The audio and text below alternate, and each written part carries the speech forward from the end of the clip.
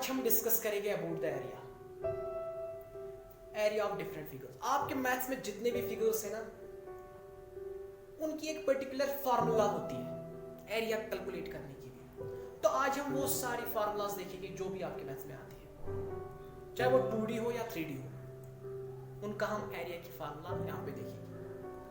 Before discussing the area, आपको सबसे पहले पता होना चाहिए अबाउट द एरिया क्या होता है, कर्व्ड सरफेस एरिया क्या होता है, लेटरल सरफेस एरिया क्या होता है। ये कोई बड़ा कंसेप्ट नहीं है जो आपको पता नहीं होगा, इजी है, लेकिन थोड़ा सा हम यहाँ पे फिर से इस पर डिस्कस करेंगे इन सिंपल वर्ड्स।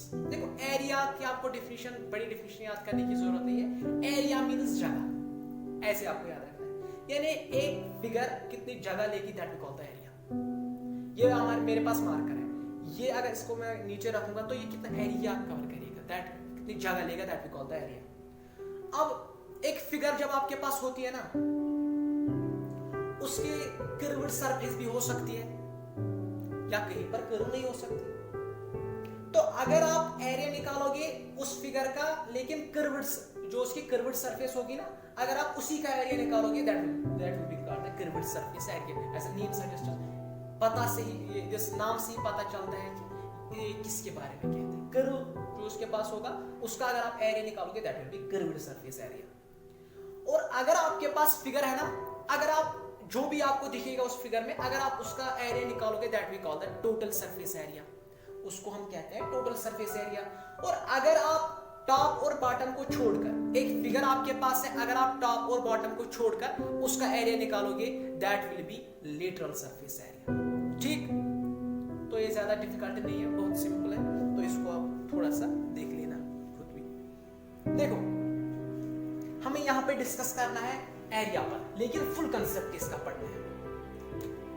एरिया अगर आप डिस्कस करोगे सारे फिगर्स में, इनको आपको दो हिस्सों में बांटना है, एक तो 2D फिगर्स, एक तो 3D फिगर्स। आपके पास 3D फिगर्स, ठीक। इस 2D फिगर में आता है पैरेललोग्राम, रेक्टेंगल, वो ट्रायंगल, वो सब सर्कल वगैरह सारे इसमें आते हैं 2D में। और जो 3D में आता है ना, that we call the cylinder, ये हम लेटर ऑन देखेंगे। सिलेंडर, कोन वगैरह वो हम, स्फीयर वो हम बाद में देखेंगे। इनको हम कहते हैं 3D। इस 2D के लिए आपको डिफाइन है खाली एरिया, इसके लिए वॉल्यूम डिफाइन नहीं है। आपने कभी नहीं सुना होगा कि find the area of a rectangle, find the area of find the volume of a rectangle, find the volume of a circle. ऐसा आपने कभी नहीं सुना होगा। आपने सुना होगा find the area of circle, find the area of rectangle. क्यों? क्योंकि इनके लिए जो वॉल्यूम डिफाइन नहीं है। इसके लिए हमें एरिया भी डिस्कस करना है, वॉल्यूम भी डिस्कस करना है, लेकिन वॉल्यूम के लिए हम अलग वीडियो बनाएंगे। अभी खाली एरिया पर बात होगी, ठीक। देखो, 2D फिगर्स में जो हम सबसे पहले उठाएंगे ना, सर्कल पर बात करेंगे। सर्कल बहुत इजी है, सबने सुना होगा। Area of circle that is equal to pi r square. अगर आपके पास एक सर्कल है, उसकी रेडियस आपको पता है कितनी है, आप क्या करोगे, उस रेडियस का स्क्वायर करोगे और पाई से मल्टीप्लाई करोगे, that will be the area of circle. ये तो सिंपल है, हर किसी को आता है। दूसरा पॉइंट अबाउट हम देखेंगे सेमी सर्कल की बात। अगर मैं आपको कहूंगा सेमी सर्कल, आपको क्या करना है, आपको सेमी सर्कल का एरिया निकालना है। तो आप क्या करोगे, जो 7 मीनस हाफ, यानी सर्कल का हाफ का एरिया निकालना है। तो आप क्या करोगे, आप इस को डिवाइड में करोगे 2। सो ये आपके पास था एरिया ऑफ सर्कल। आपने क्या किया, आपने डिवाइड में किया 2। क्यों? क्योंकि आपको सेमी सर्कल का एरिया निकालना है। अगर मैं आपसे, दिस इज वेरी इंपॉर्टेंट, ये पॉइंट ऑफ बहुत इंपॉर्टेंट है। अगर मैं आपसे कहूंगा मुझे ना हाफ का चाहिए ना मुझे पूरा का सर्कल का चाहिए, मुझे चाहिए एरिया खाली इसका, इस वाले का। देखो, वेरी इंपॉर्टेंट, ये वाला बहुत इंपॉर्टेंट है। मुझे एरिया इस वाले पार्ट का नहीं चाहिए, मुझे खाली चाहिए एरिया इस वाले पार्ट का, इस वाले पार्ट का। इसको हम कहते हैं सेक्टर। मैथमेटिक्स में इसको अलग से नाम दिया जाता है, दैट कॉल्ड द सेक्टर। तो इसकी आपको डेफिनेशन वगैरह मिल जाएगी, इसको आप भूल जाओ, यहाँ पे रख लो आप यार, this is called a sector. यानी इस पोर्शन का अगर मैं आपको कहूंगा कि आपको एरिया निकालना है, तो इसके लिए आपको फार्मूला रिकमेंडेड है। इसके लिए जो आपको फार्मूला है ना, वो है इसने कितना एंगल बनाया, इन दोनों ने आपस में तो एंगल बनाया होगा, तो that we call the theta. उस थीटा को आपने डिवाइड करना है 360 से और मल्टीप्लाई करना है यहां से पाई आर स्क्वायर से। बहुत इंपॉर्टेंट है। ये आपके पास एरिया है इस वाले पोर्शन का। देखो इसने कितना एंगल बनाया उसको आपने डिवाइड करना है 360 से, ठीक। 360 मल्टीप्लाई करना है पाई आर स्क्वायर से। ये आपको पता होगा, इसको हम कहते हैं एरिया ऑफ सेक्टर। यानी मुझे पूरा एरिया नहीं, अब देखो अगर मुझे हेमिस्फीयर का दिस सेमी सर्कल का एरिया निकालना होगा, आप बताओ सेमी सर्कल इतना हाफ है ना, तो उस वक्त ये कितना एरिया दिस एंगल बनाएगा, दैट विल बी 180। तो अगर आप 180 थीटा के बदले डालोगे यहाँ पे, और here this is 360 multiply pi r square. अब देखो यहाँ पे this 0 and this 0 will go, यहाँ पे बन गया 1/2। सो 1/2 वही मैंने अभी कहा था ना, पाई आर स्क्वायर बाई 2, ये यहाँ पे है ना, ये मैंने पहले ही कहा था आपसे। सो इस फार्मूला से आप निकाल सकते हो total area of the circle भी। अगर आपको सारे सर्कल का एरिया चाहिए, यहां पर जब ये पूरा सर्कल कंप्लीट करेगा ना, तो angle will be 360 by 360 both will get cancel, यहां पे बन जाए आपको पाई आर स्क्वायर। सो ये पाई आर स्क्वायर जो है एरिया ऑफ सर्कल है, और ये जो theta by 360 into pi r square है, ये है आपके पास। अगर कोई पोर्शन होगा उसका आप थीटा निकालो and you will get the answer, ठीक है। ये तो हुई सर्कल की बात, बस सर्कल इतना पढ़ना है, इससे ज्यादा आपको नहीं पढ़ना है, ज्यादा डीप भी नहीं जाना। This we call the circle. ये सर्कल के लिए मैंने कहा। अब थोड़े से इंपॉर्टेंट, पहले हम ट्रायंगल का भी कवर करेंगे, ट्रायंगल। दूसरी बात आएगी ट्रायंगल की। देखो ट्रायंगल के लिए कोई बड़ी फार्मूला डिफाइन नहीं है। ट्रायंगल के लिए 1/2 बेस मल्टीप्लाई बाय आल्टीट्यूड। देखो अगर आपके पास ये ट्रायंगल होगी, this we call the right angle triangle, यहाँ पे एंगल 90 डिग्री है, एंड इसको हम कहते हैं बेस परपेंडिकुलर हाइपोटेन्यूज, आप जानते हो। तो अगर आप इस बेस को उठाओगे और मल्टीप्लाई करोगे इससे, उन दोनों को डिवाइड करोगे 2 से, वहां से आपको मिलेगा एरिया ऑफ ट्रायंगल। तो ये तो कोई बड़ी बात नहीं है, ठीक। ये आपको पता होना चाहिए। इक्विलैटरल ट्रायंगल के लिए एक स्पेसिफिक फार्मूला है, उसके लिए भी आप यही करोगे। देखो अभी मैं कहूंगा ना उसमें, ये तो एक टाइप का ट्रायंगल है। अब देखो ट्रायंगल इस तरीके से भी हो सकता है ना, ये दिस इज अनदर ट्रायंगल। ये आपके पास ट्रायंगल है। अगर मैं कहूंगा इसका एरिया निकालो, इसके एरिया मतलब एरिया के लिए कोई बड़ी फार्मूला नहीं है, आपको याद रखनी है, बस आपको ऐसे याद रखना है, वो भी डिस्कस करेंगे सब कुछ। यहां पर ये गिवन होगा, इस तरह की आपके पास कंडीशन होगी, ठीक। मुझे बताओ अगर मैं आपको कहूंगा ये आपके पास फॉर एग्जांपल x सेंटीमीटर है, y सेंटीमीटर यहां से यहां तक, तो अगर आपने क्या करना होगा, इसका एरिया निकालना होगा, तो इसका एरिया होगा 1/2 बेस y, यहां पर आल्टीट्यूड आपको इसको लेना है, ठीक है। अगर ये इक्विलैटरल ट्रायंगल है ना, स्पेसिफिक केस बनता है, उसको फिलहाल आप रहने दो, बाद में डिस्कस करेंगे। इतना तो पहले मिनिमम आपको ट्रायंगल के बारे में इतना पता होना चाहिए, तो इसका एरिया किसके बराबर होता है, ये पहले आप याद रख लो, ठीक। तीसरी बात करेगी, that will be about parallelogram. देखो पैरेललोग्राम डिस्कस नहीं करना, व्हाट इज पैरेललोग्राम, इसके लिए मैं बार बार कह रहा हूं, इसके लिए मैंने वीडियो बनाया है 4 साइडेड फिगर्स, मैंने उसका जो हेडिंग रखी है, तो आप वो देख सकते हो। अगर आपको पता है तो कोई टेंशन नहीं है, इजी है। इसके लिए अगर आपको एरिया चाहिए ना, area of parallelogram, remember this thing, area of parallelogram होता है बेस को मल्टीप्लाई करना है आल्टीट्यूड से। यानी अगर आपके पास बेस होगी, उसकी परपेंडिकुलर डिस्टेंस होगी। देखो क्या कह रहा हूं मैं, मान लो ये आपके पास एक पैरेललोग्राम है, ठीक, ये आपके पास एक पैरेललोग्राम है। अगर आपको थोड़ा सा ऐसे मान लो, ऐसे मान लो, ऐसे इसको मान लो, ऐसे मान लो इसको, ये आपके पास एक पैरेललोग्राम है, ठीक है। तो ये इसकी बेस है, ठीक। इसकी जो परपेंडिकुलर होती है ना, ये गलती से भी मत लेना, ये वाली आप गलती से भी मत लेना, ये परपेंडिकुलर में, इसलिए यहाँ पे परपेंडिकुलर है। इसको और इसको, इन दोनों को आपने मल्टीप्लाई करना है, जो वहां पर आंसर निकलेगा that will be area of parallelogram. अब आपको पता है what is rectangle, rectangle parallelogram ही होता है ना, लेकिन स्पेशल क्वालिटी होती है उसकी। क्या क्वालिटी होती है, खुद से पता लगाओ क्या गलती होगी। अब रेक्टेंगल की बात करेगी। रेक्टेंगल लास्ट में मैं इसका लिस्ट बनाऊंगा तो आपको फिर वो रिमेंबर करना है, तो आप टेंशन मत लो, मैं लास्ट में फिर से रिपीट करूंगा। तो यहां पे रेक्टेंगल की बात अगर आप करोगे ना, this we call the rectangle. ये आपके पास रेक्टेंगल है, इस टाइप का रेक्टेंगल। यहां पे इसको मान लो मैंने नाम रखा length, this we call the breadth. अब देखो यहां आपको पता है रेक्टेंगल क्या है, पैरेललोग्राम है। सो इसका एरिया किसके बराबर होगा, length base multiply by altitude. इसका अल्टीट्यूड यही होता है परपेंडिकुलर इसका ही, क्योंकि ये इसका 90 डिग्री होता है। तो यहां पर बेस क्या है l, अल्टीट्यूड क्या है b, इसी को कहते हैं हम length multiply by breadth. So area of rectangle किसके बराबर होता है, लेंथ मल्टीप्लाई बाय ब्रेड्थ। ये भी इंपॉर्टेंट है। अब आगे अगर आप बात करोगे स्क्वायर,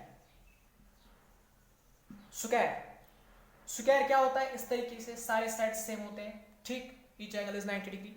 मान लो ये मैंने ए रखा, बताओ ये क्या हुआ, ये भी ए, ये भी ए, ये भी ए, क्योंकि सारे साइड इसके सेम होते हैं। अगर आपने इसका एरिया निकालना होगा that will be equal base perpendicular, दोनों को मल्टीप्लाई, जब आप इनका मल्टीप्लाई करोगे that will B A square. ये ए क्या है, साइड, सो हम कहते हैं साइड स्क्वायर, ठीक है। ये पैरेललोग्राम था। और एक पैरेललोग्राम है that is very very very very important, उसको हम कहते हैं रोम्बस, बहुत इंपॉर्टेंट है रोम्बस। इसकी फार्मूला हम भूल जाते हैं, फोकस करना है इसकी फार्मूला पर। रोम्बस कुछ इस तरीके से होता है, सारे साइड्स इसके भी सेम होते हैं, ये इनके इसके डायगोनल्स होते हैं, ठीक है। इसका एरिया होता है 1/2 d1 d2। ये इंपॉर्टेंट है, भूल जाते हैं, very important. Area of rhombus is equal half of d1 d2। Diagonals दो इसके पास होते हैं, दोनों को मल्टीप्लाई करो, डिवाइड बाय 2 कैसे करो, that will be area of rhombus. इसका आप एरिया निकाल सकते हो इस फार्मूला से भी, बेस मल्टीप्लाई बाय अल्टीट्यूड से भी, दोनों चेक करो अल्टीट्यूड क्या है बेस क्या है, तो आप इससे भी निकाल सकते हो, ठीक है। इसमें कोई बड़ी बात नहीं है, तो आप निकाल सकते हो यहाँ पे, लेकिन इसका अल्टीट्यूड चेक करना पड़ेगा। बेस जब गिवन दोनों हो गए ना तो आप निकाल सकते हो, लेकिन ये वाली इसकी बहुत बहुत बहुत इंपॉर्टेंट फार्मूला है, आ जाते हैं बहुत से 8th में इसके लिए बहुत से क्वेश्चंस आपको मिलेंगे 8th की मेंसुरेशन में, ठीक है। अब जो लास्ट है इसका, हाँ रोम्बस, इसके बाद आता है ना दिस ट्रेपेजियम।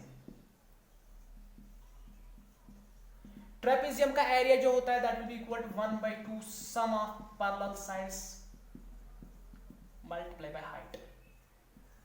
आपके पास हाइट भी होती है, पैरेलल साइड्स का दोनों को सम करना है, डिवाइड करना है 2 से, वहां पे आपको आंसर मिलेगा ट्रेपेजियम का एरिया।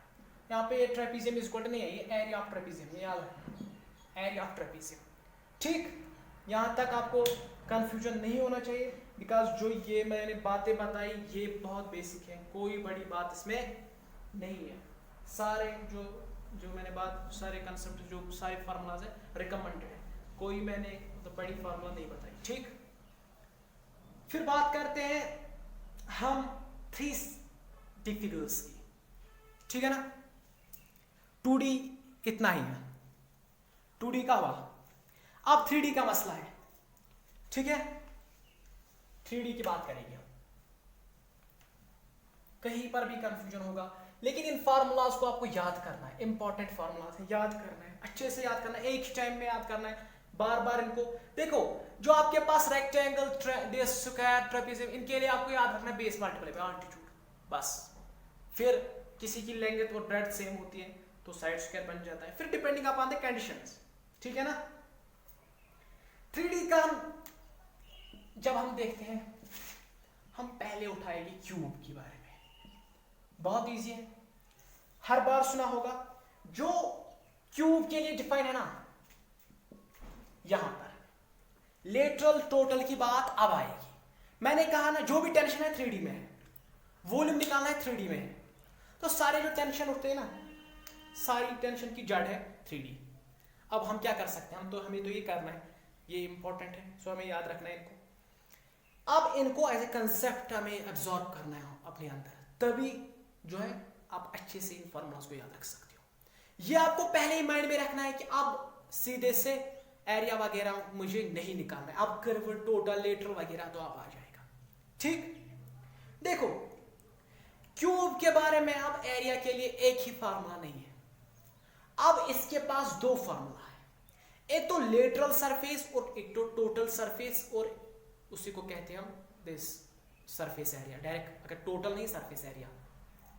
ठीक है, लेटरल आपको अलग से अलग, उसके लिए अलग फार्मूला है, टोटल के लिए अलग फार्मूला है, क्योंकि ये पॉसिबल नहीं है। लेटरल की डेफिनेशन अलग है, टोटल की डेफिनेशन अलग है, उसमें साइड कुछ एक्सक्लूड होते हैं लेटरल में, उसमें टॉप बॉटम को छोड़ दिया जाता है, लेकिन टोटल में जो भी आपको दिखेगा उसका एरिया आपको लिखना है। ठीक है ना, तो सबसे पहले देखो कर्व्ड यहाँ पे मत लिखना, वो मैं गलत नहीं कहूंगा, लेकिन यहाँ पे कर्व्ड आप मत लिख लेना, कर्व्ड सरफेस एरिया। क्यों?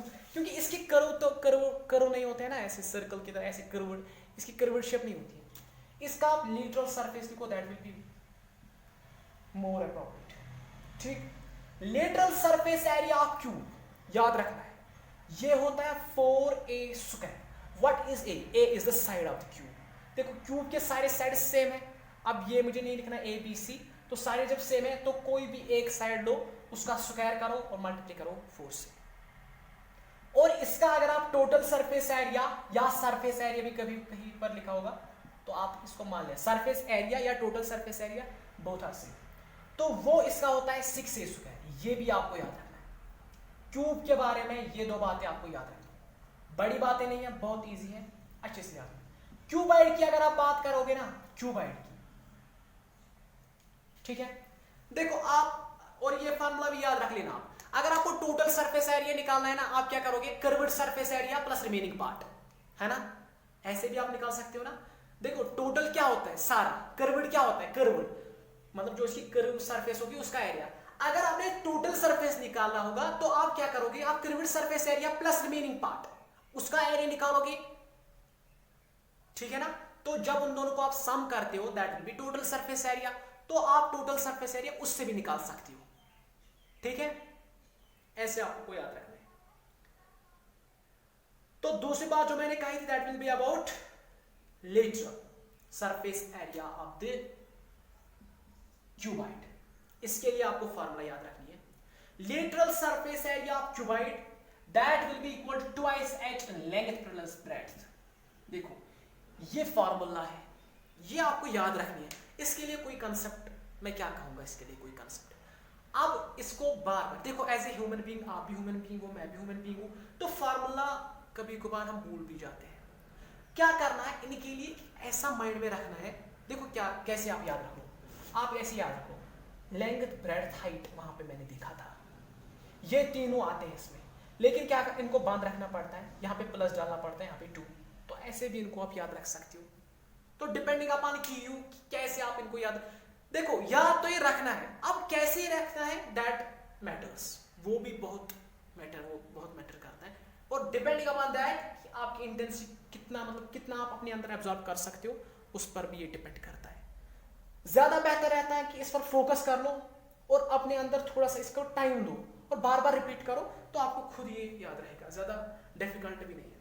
टोटल सरफेस एरिया की अगर आप बात करोगे ना, वो तो आपको याद ही होता है, twice length breadth plus breadth height plus height length. इसके लिए कोई मतलब डिफाइंड डेफिनेशन नहीं बतानी मुझे, लेंथ क्या होती है, ब्रेड्थ क्या होती है, तो आपको पता है ना, लेंथ ब्रेड्थ हाइट होते हैं क्यूबाइड की, तीनों डिफरेंट होते हैं, तो आपने क्या करना है, length breadth height height length उनको ट्वाइस करना है, that will B total surface. इनको मैं प्रूव भी कर सकता हूं, लेकिन आपको प्रूफ अब नहीं चाहिए, प्रूफ तो हमने बहुत सारी चीजों का देखा है, अब क्या करेगी, आप एब्जॉर्ब भी करेगी कुछ, ठीक, तो प्रूफ के पीछे ज्यादा मत पड़ो, आप ये रिकमेंडेड है, इसको याद करने की कोशिश करो, ठीक है ना, क्योंकि बचपन से पढ़ते आए हैं सब।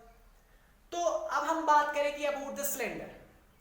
सिलेंडर अगर आप ज्यादा फोकस करोगे, सिलेंडर भी एक सर्कल होता है लेकिन विद सम हाइट। अगर मान लो आपके पास कॉइन है ना, कॉइन होती है, जिस सर्कल का आप कुछ हाइट दे दो, देखो मान लो सर्कल है, सर्कल का आप हाइट दे दो, दैट विल बी सिलेंडर। ऐसे आपने याद रखना है, ज्यादा डिफिकल्ट नहीं है इनकी फार्मूलास, आप डिस्कस करेंगे अबाउट देखो सिलेंडर, सिलेंडर के लिए लेटरल सरफेस एरिया में लिखो ना कर्व्ड सरफेस एरिया। क्यों? क्योंकि इसकी कर्व्ड सरफेस एरिया होते हैं ना, सो यहां पर डिफाइंड है curved surface area, not lateral surface area. तो कभी कभार वो भी लिखा जाता है तो उसको आप भूल जाओ, लेकिन यहां पे याद रखना कर्व्ड सरफेस एरिया जो आपके पास सिलेंडर का होता है that is equal to 2 pi r H. Circumference of circle यही उसकी फार्मूला होती है, मल्टीप्लाई करना है हाइट से, सम हाइट। ठीक है, इतना आपको याद होना चाहिए क्योंकि इसमें कोई बड़ा कंसेप्ट नहीं लगता है। 2 पाई आर एच, और जो इसका टोटल सरफेस एरिया होता है वो होता है 2 पाई आर प्लस एच। ये आपके पास टोटल सरफेस, ये कर्व्ड सरफेस एरिया आपको मिलेगा। ठीक है, कोई कंफ्यूजन यहां तक नहीं होना चाहिए आपको, क्योंकि ये सारी बातें जो मैंने बताई ना, सारी बातें ये बेसिक बातें हैं, कोई मैंने मतलब बड़ी बात अभी तक नहीं बताई। ठीक है ना, फिर आप बात करो अबाउट द कून। कून की भी बात करेंगे यहां पे। देखो कून फिगर्स आप चेक कर लेना, यूट्यूब पे दे देना, मतलब फिगर्स आप ये कून वगैरह आप चेक कर लेना, इस टाइप का होता है। ठीक है, देखो इसमें कुछ पैरामीटर्स आपको मुझे बताने इसलिए मैं कह रहा हूं। This we call the area, this R, इसको हम कहते हैं हाइट, इसको हम कहते हैं लेंथ। देखो इसका थोड़ा डिस्कस करेंगे। इसका एक पर्टिकुलर, देखो यहाँ पे एक डिस्टेंस है ना, इसको यहाँ पे हाइट बोलते हैं, लेकिन ये विद सम स्लोप है, इसलिए इसको जो कहते हैं दैट विल बी, इसको कहते हैं हम स्लांट हाइट। वेरी इंपॉर्टेंट, इसको हम कहते हैं स्लांट हाइट। स्लांट हाइट, ये हाइट होते हैं लेकिन विद सम स्लोप। ठीक, इसको हम कहते हैं स्लांट हाइट एंड इसको डिनोट करते हैं एल से। अब देखो अगर मैं ये बताऊंगा ना ये एल किसके बराबर होता है, कॉमन सेंस यूज करनी है, ये बन जाता है ना, ये क्या बनता है यहाँ पर राइट एंगल ट्रायंगल। अगर हाइपोटेन्यूज निकालना होता है तो आप खुद से निकालते हैं ना, L square this is equal to H square plus R square. कोई बड़ा मतलब ये कंसेप्ट नहीं है। तो एल किसके बराबर है, root of H square plus R square. यही आपके पास स्लांट हाइट की फार्मूला होती है। कौन सी बड़ी बात है, ये आपके पास स्लांट हाइट की फार्मूला होती है।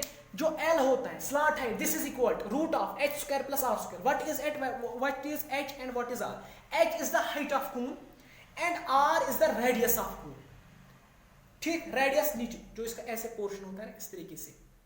तो आप चेक कर लेना, इसकी कॉमन एग्जांपल्स आपको यूट्यूब पे मिलेगी, बहुत सारे फिगर्स हैं, तो इनका आप माइंड में एक बार फिट कर लेना, कौन सी फिगर क्या होती है, क्या नेम है उसका, तो ये सब पहले देख लेना फिर याद रखना।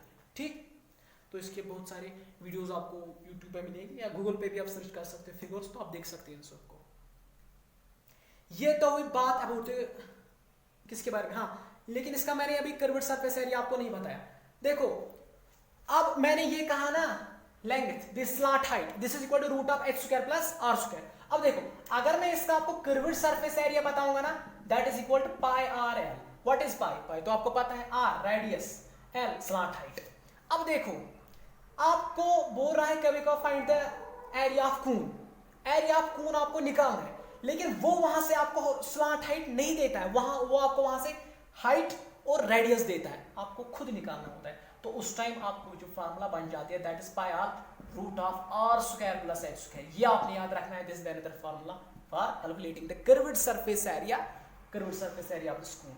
अगर आपको टोटल सरफेस एरिया निकालना है, देखो वेरी इंपॉर्टेंट है, मैंने क्या कहा टोटल सरफेस एरिया आप निकाल सकते हो curved surface area plus remaining part. आप मुझे बताओ कर्व्ड सरफेस ये सारा जो बन जाता है ना इसका, this we call the curved surface area, यहां तक कर्व्ड सरफेस एरिया प्लस क्या करना है, प्लस करना है ये बेस, ये नीचे वाला पोर्शन, ये किस फॉर्म में, सर्कुलर फॉर्म में। सो इसका आप लिख सकते हो ना पाई आर स्क्वायर। सो यहां पे आप फोकस करो, देखो curved surface area plus pi r square. Curved surface area किसके बराबर होता है, pi r l plus pi r square. अब एक काम कर लो, पाई आर कॉमन निकालो, यहां पे बन गया H plus R, pi R into L R plus L, this L. ठीक, ये बन जाता है formula about the total surface area. ठीक है, ये तो हुई कून की बात। अब क्या बनता है लास्ट में, लास्ट के कुछ मिनट्स हैं, तो लास्ट में जो बचता है ना दैट इज स्फीयर। देखो अब आपको मैं कहूंगा स्फीयर का, स्फीयर किस फॉर्म में होता है, ऐसे कभी वॉलीबॉल वगैरह देखोगे तो इस तरीके से चारों तरफ ऐसे इस तरीके, तो उसका जो एरिया होता है ना, देखो उसके लिए आप कौन सा एरिया कहते हो? क्या उसका टोटल सरफेस एरिया आप निकालोगे? देखो उसका कर्व्ड ही टोटल होता है, क्योंकि ये सारी शेप कर्व में ही है ना, सारी शेप। अगर आप माइंड में स्फीयर लाओगे तो सारी शेप आपको कर्व्ड ही मिलेगी। सो इसका सिर्फ कर्व्ड सरफेस एरिया होता है, curved and total one of the same thing. Curved भी वही होता है, टोटल सरफेस एरिया भी वही होता है। क्या होता है? 4πr²। ये आपने याद रखना है। इसका आपको curved surface area, total surface area both are same. अगर हेमिस्फीयर की बात करोगे ना, हेमिस्फीयर की, हेमिस्फीयर मींस हाफ, तो ऐसे, तो बीच में आपको इस तरीके से मिल जाएगा ना, इस तरीके से। तो ये तो हाफ है आपके पास, या ऐसे आप नहीं लोगे तो इस तरीके से बीच नीचे वाला पार्ट, इसको कहते हैं हमारा दिस हेमिस्फीयर। इसका अगर आपको कर्व्ड सरफेस एरिया निकालना है, कॉमन सेंस है, कर्व्ड सरफेस एरिया इसका हाफ होगा, यानी 2πr²। इसका कर्व्ड सरफेस एरिया होगा, क्यों? क्योंकि हेमिस्फीयर, हेमी मींस हाफ, यानी ये इसका हाफ होता है, तो देयर विल बी 2πr²। लेकिन इसके लिए टोटल सरफेस एरिया भी डिफाइन है इस वाले फिगर के लिए। क्यों? क्योंकि इसमें ये वाला पार्ट आता है ना, this is an important thing, ये वाला पार्ट भी आता है। सो इसको आपको क्या करना है, ये तो 2πr² कर्व्ड सरफेस प्लस क्या करोगे, πr², ऊपर वाला दिस πr², सर्कुलर है ना ऊपर वाला पार्ट, तो इसका एरिया πr²। तो जब इन दोनों को टोटल करोगे दैट विल बी 3πr²। ये है स्फीयर की बात। सो ये तो था स्फीयर, हेमिस्फीयर, सारे फिगर जो 3D 2D फिगर्स जो मेनली फिगर्स है वो हमने डिस्कस किया। अब क्या करूंगा मैं, अब मैं इसका लिस्ट बनाऊंगा, आप वो अब कॉपी पे उतारो या किसी और पे, तो फिर उस लिस्ट को आपको मेमोराइज करना है और उस मतलब उस जगह पे रखना है जहां पर आप रिपीट और रिपीट कर सकते हो, ठीक है ना। देखो तो ये आपके पास जो है ना सारे फिगर्स हैं, सारे फिगर्स का एरिया है, फिगर्स भी आपके पास है, तो इन सब को मेमोराइज करना, ठीक है ना। देखो मैंने पहले 2D फिगर्स दिखाए, इसमें फिगर्स और एरिया, सर्कल है, सेक्टर है, rectangle, parallelogram, square, trapezium, triangle, rhombus, यहाँ पे इनकी फार्मूलाज हैं, कहीं पर नहीं आएगा πr², θ/360 πr², length breadth perpendicular side square 1/2 sum of parallel sides into height 1/2 base into perpendicular 1/2 d1 d2, ठीक। तो फिर मैंने 3D का बताया, ये है फिगर्स, कर्व्ड सरफेस या लेटरल सरफेस एरिया, किसी फिगर का कर्व्ड होता है, लेटरल होता है, तो बाद में लिखा मैंने टोटल सरफेस एरिया। पहले क्यूब का 4a² और 6a², क्यूबाइड का 2h लेंथ प्लस ब्रेड्थ और 2h length breadth height length, और फिर सिलेंडर का 2πrl 2πrh और 2πr into r plus h, कून πrl πr into l plus r। Sphere का क्या होता है 4πr² और 4πr² दोनों का सेम होता है, तो हेमिस्फीयर 2πr² और 3πr²। तो इतना आपके पास है, इन सबको मेमोराइज करना। इस वीडियो में इतना ही, थैंक यू।